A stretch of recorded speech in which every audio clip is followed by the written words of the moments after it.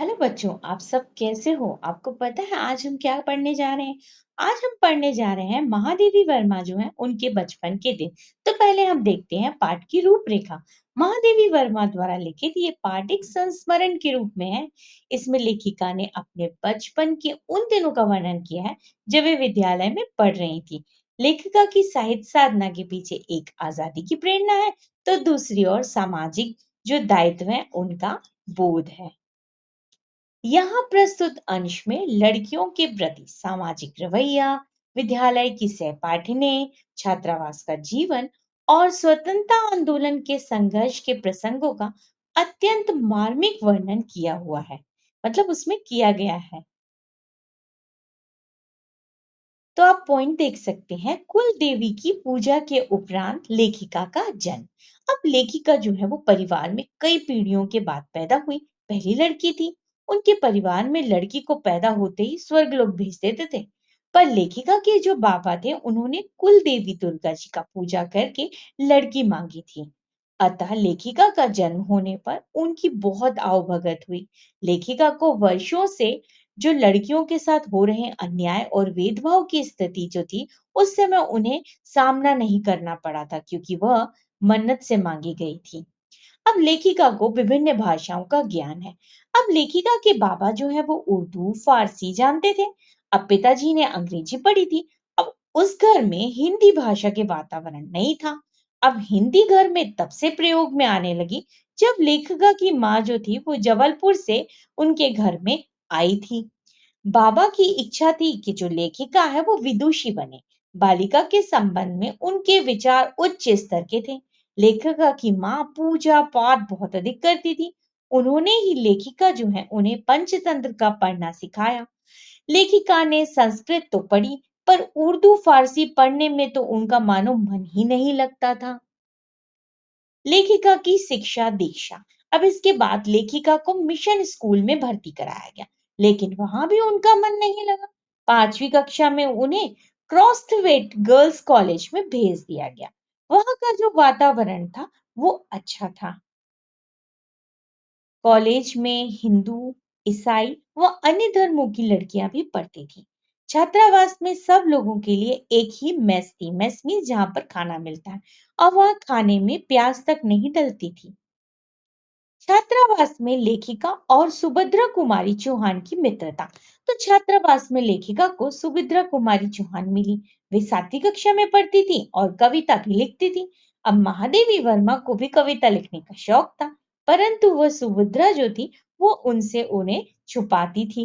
अब एक दिन सुभद्रा कुमारी चौहान ने उनकी चोरी पकड़ ली और पूरे छात्रावास को बता दिया कि महादेवी तो कविता लिखती है। अब उसके पश्चात दोनों में मित्रता हो गई, और उस समय जो था वो एक पत्रिका निकली थी जिसका नाम है स्त्री दर्पण। अब उनके इनकी जो तुकबंदी वाली कविताएं थी वहां पर छप जाती थी। अब कवि सम्मेलन में लेखिका और उनकी मित्र का भाग लेना। लेखिका और उनकी मित्र सुभद्रा दोनों विद्यालय की मैडम के साथ कवि सम्मेलनों में जाने लगी, जिनकी अध्यक्षता कभी श्रीधर पाठक को तो कभी हरिऔर को कभी रत्नाकर करते थे। अब वे दोनों अपना नाम पुकारने जाने की बेसब्री से प्रतीक्षा करती थी, क्योंकि महादेवी वर्मा ने कवि सम्मेलनों में 100 से अधिक पदक जीते थे। महात्मा गांधी से लेखिका की भेंट। अब एक कविता पर लेखिका को चांदी का कटोरा भी मिला था। अब जिसे सुभद्रा को दिखाने पर उन्होंने कहा कि उसे खीर बनाकर इस कटोरे में खिलाओ। परंतु उसी बीच आनंद भवन जो था वहां पर बाबूजी मतलब महात्मा गांधी जी आए। छात्राएं जो थी वो क्या करती थी, अपने जेब खर्च को स्वतंत्रता आंदोलन हेतु दिया करती थी। जब लेखिका उस कटोरे को महात्मा गांधी को दिखाने गई, तो वह कटोरा जो था वो महात्मा गांधी ने अपने पास रख लिया। लेखिका को खुशी थी कि उसने अपना कटोरा बापू को दे दिया है।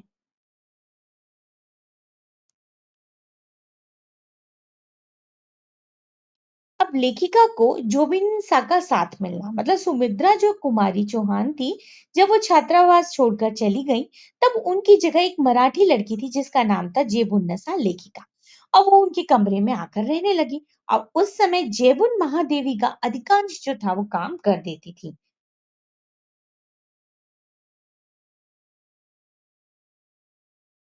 जिससे जो लेखिका थी उनको कविता लिखने के लिए थोड़ा समय और मिल जाता था। अब जेबून जो थी वो मराठी शब्दों से मिली जुली हिंदी बोलती थी। लेखिका ने भी जेबून के साथ रहकर कुछ कुछ मराठी सीख ली थी। इसी तरह लेखिका को बहुत सी भाषाओं का ज्ञान भी हो गया था।